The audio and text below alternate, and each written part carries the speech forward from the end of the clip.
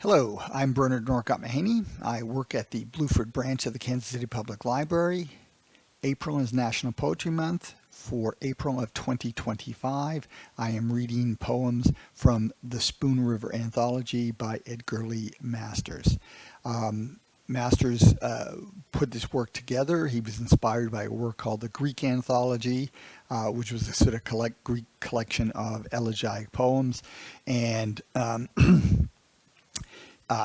he turned his eye towards a small town in Illinois. The fictional town Spoon River is loosely based on the town Lewistown, Illinois, where he lived. And the people in the graveyard are loosely based on people that he knew in Lewistown. Apparently, people did know who these were, people who lived in the town, and it was something of a scandal at the time, because he shows the warts in people's hearts. So each day I'm looking at 3 poems. Today is going to be Dora Williams, Mrs. Williams, her mother, and then William and Emily, who were not given a last name. Dora Williams. When Reuben Pontier ran away and threw me, I went to Springfield. There I met a lush whose father just deceased left him a fortune. He married me when drunk. My life was wretched. A year passed and one day they found him dead. That made me rich. I moved on to Chicago. After a time met Tyler Roundtree, villain.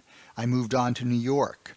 A gray-haired magnate went mad about me. So another fortune. He died one night right in my arms, I saw his purple face for years thereafter. There was almost a scandal. I moved on, this time to Paris.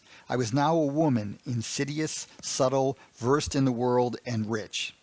My sweet apartment near the Champs-Élysées became a center for all sorts of people, musicians, poets, dandies, artists, nobles, where we spoke French and German, Italian, English. I wed Count Navigato, native of Genoa. We went to Rome. He poisoned me, I think. Now in the Campo Santo, overlooking the sea where young Columbus dreamed new worlds, see what they chiseled. Contessa Navigato implora eterna quiete.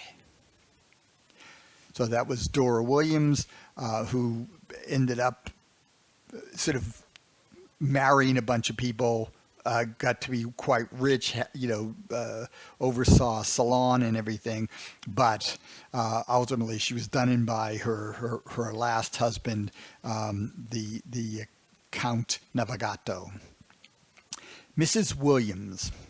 So this is Dora's mom.